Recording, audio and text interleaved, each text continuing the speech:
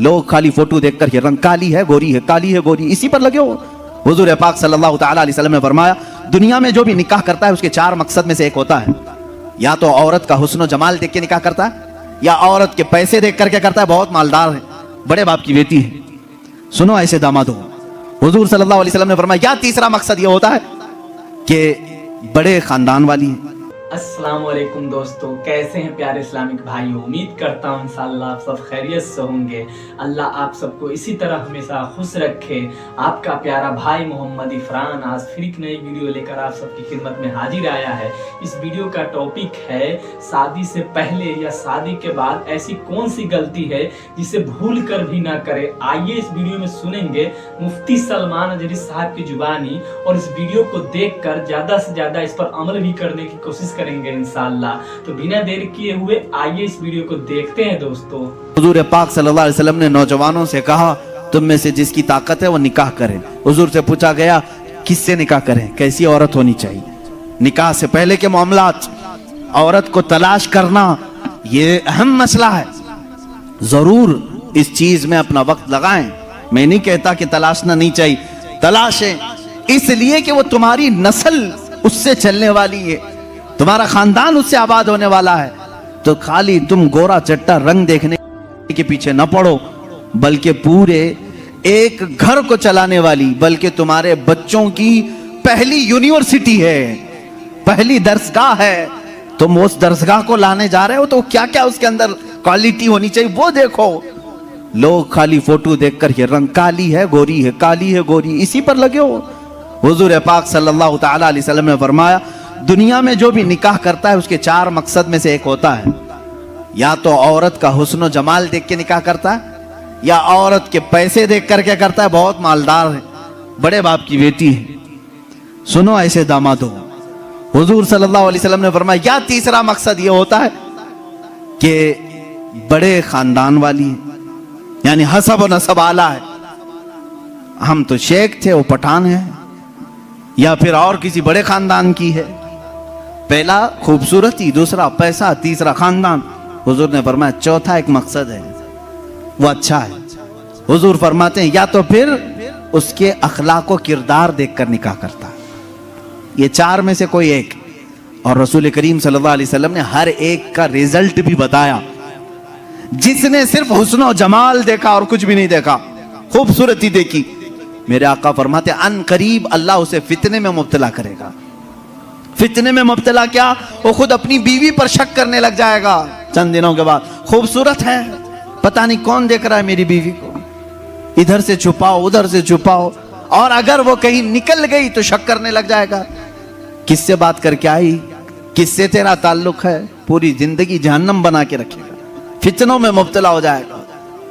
میں یہ نہیں کہہ رہا کہ خوبصورت لڑکی سے شادی نہیں کرنا چاہیے, کرو, لیکن اس کے ساتھ جو دیکھنے کا حکم ہے وہ بھی دیکھو. خوبصورت عورتیں, خوبصورت لڑکیاں تمہارے لیے نقصان دہ نہیں, اچھی ہیں, لیکن اس کے ساتھ جو دیکھنے کا حکم ہے وہ دیکھنا ضروری. میرے آقا صلی اللہ علیہ وسلم نے دوسرے نمبر پر فرمایا جس نے صرف مال دیکھ کر کے نکاح کیا, بہت پیسے والا گھر ہے, نکاح کرو اس سے, کیونکہ نکاح کے ساتھ گاڑی گھوڑا سب آئے گا. حضور پاک صلی اللہ علیہ وسلم فرماتے ہیں ان قریب اللہ اسے فقیر بنا دے گا, اسے محتاج بنا دے گا. ایسے دامادوں کو دیکھا ہے ہم نے, ہر ایک سے قرضے لیتے رہتے ہیں.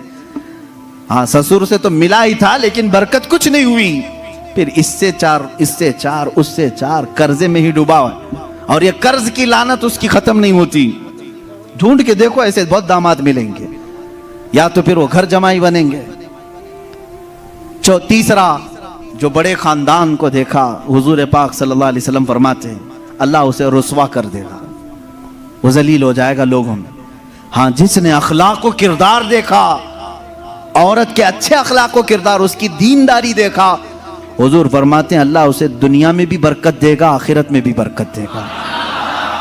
اب اس کے ساتھ پلس کیا ہے, نمبر 1 تم نے دین دیکھا, اخلاق و کردار دیکھا, اس کے ساتھ حسن و جمال بھی مل گیا تو بونس ہے تمہارے لیے, ساتھ میں مالدار بھی ملی تو بھی پلس پوائنٹ ہے, بڑے خاندان والی بھی ملی تو اور اچھا ہے, سونے پہ سہاگا ہے. ہاں لیکن نمبر 1 سب سے پہلی چیز اس کی دینداری. तुम्हारे घर की औरतों को जब भेजो किसी लड़की को देखने के लिए, सिखा करके भेजो। जाते ही ये ना पूछें क्या क्या पकाना आता है, क्या क्या सिलना आता है, एम्ब्रॉयडरी आती है कि नहीं आती है, ये नहीं। सबसे पहला सवाल करो कि कुरान कितना पढ़ा है, कुरान पाक तजवीद के साथ जानती है नहीं। पहला सवाल करो अपनी बहुओं से।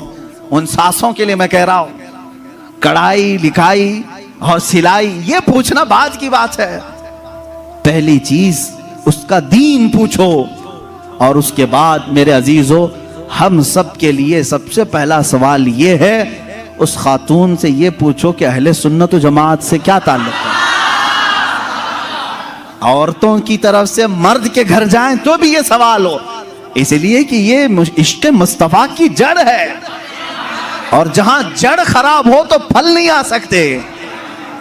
ये सबसे पहला सवाल है कि उसके घर में दीन मुस्तफ़ा कितना है, इश्क़ मुस्तफ़ा कितना है। ये सबसे पहली चीज। अब याद रखना, जिस खातून को इस सवाल के साथ तुम लाए हो, उसकी जिंदगी पूरी अल्लाह रब्बुल इज्जत की जिम्मे करम पर है।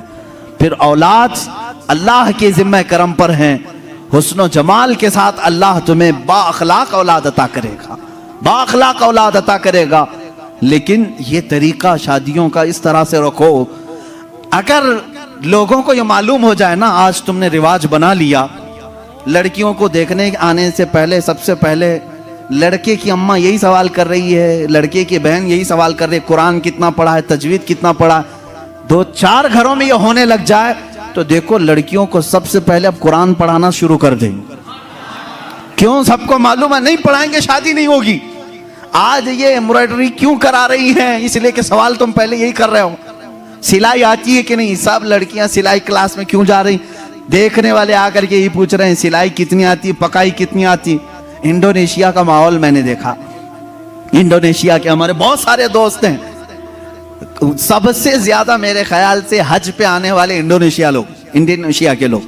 क्यों जानते हैं? वहां जो भी लड़की देखने के लिए जाते हैं या लड़के को लड़की वाले देखने आते हैं, पहला सवाल करते हैं हज किया है कि नहीं। हज किया है तो बाप अपनी बेटी देता है, हाजी को दे रहा हूं। और इसी तरह लड़का भी फख्र करता है, मेरे तकरीबन 100 से ज्यादा इंडोनेशी दोस्तों, सब की औरतें हज्जन है और वो खुद हाजी हैं। कहते हैं हमारे यहाँ शादी से पहले हज करा देते हैं, इसलिए कि इसी बेस पर शादी होती। ये कितने अच्छी चीज है कि दीन का सवाल हो रहा है, दीन पूछा जा रहा है। हाँ, ये तो तुमने लड़कियों से जाकर के घरों में पूछा, कढ़ाई आती है, सिलाई आती है, पकाई आती है।